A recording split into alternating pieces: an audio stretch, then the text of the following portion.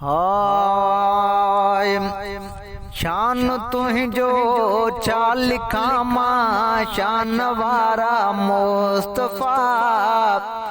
कहिड़ी ताक़त या कलम के मुंहिंजा प्यारा मुस्तफा हो, मुंहिंजा प्यारा मुस्तफा। शान तुझो छा लिखां मां, शान वारा मुस्तफा। कहिड़ी ताक़त या कलम के मुंहिंजा प्यारा मुस्तफा हो, मुंहिंजा प्यारा मुस्तफा। हाय बण जुदा थी पाड़ खां प्यार अमूरतों जे सायचन। हाय बण जुदा थी पाड़ खां प्यार अमूरतों जे सायचन। चंद्र के चीरे वठन तो जा इशारा मुस्तफा। कहिड़ी ताक़त या कलम के मुंहिंजा प्यारा मुस्तफा हो, मुंहिंजा प्यारा मुस्तफा। शान तुझो छा लिखां मां, शान वारा मुस्तफा। कहिड़ी ताक़त या कलम के मुंहिंजा प्यारा मुस्तफा हो, मुंहिंजा प्यारा मुस्तफा। पढ़ण भी तो ते पढ़न पिया ला इलाहा इल्लल्लाह।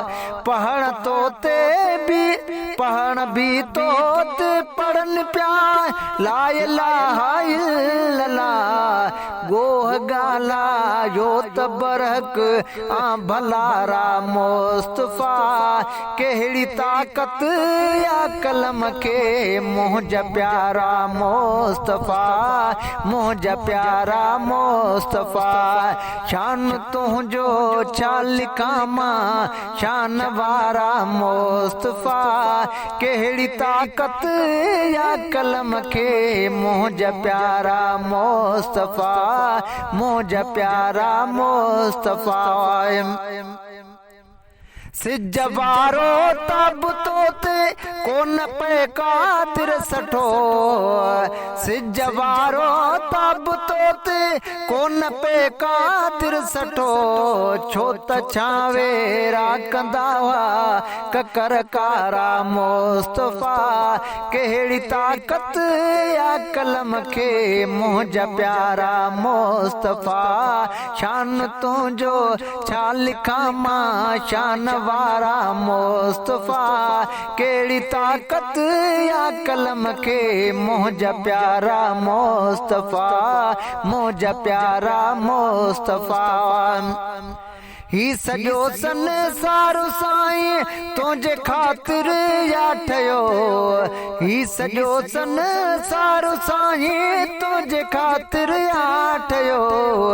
जिन हूरों मल्क परियूं सदके सारा मुस्तफा।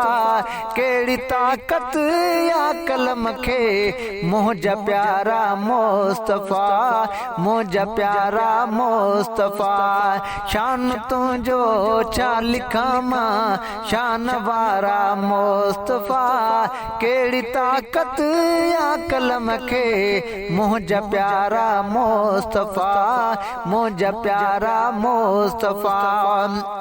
अज़मी चयो हर नबीअ के कोन को हिकु मौजिज़ो। अज़मी चयो हर नबीअ के कोन को हिकु मौजिज़ो। तूं सरापा मौजिज़ो ए सुहारा मुस्तफा। कहिड़ी ताक़त या कलम के मुंहिंजा प्यारा मुस्तफा। तूं सरापा मौजिज़ो ए सुहारा मुस्तफा। कहिड़ी ताक़त या कलम के मुंहिंजा प्यारा मुस्तफा। शान तुझो छा लिखां मां, शान वारा मुस्तफा। कहिड़ी ताक़त या कलम के मुंहिंजा प्यारा मुस्तफा, मुंहिंजा प्यारा मुस्तफा।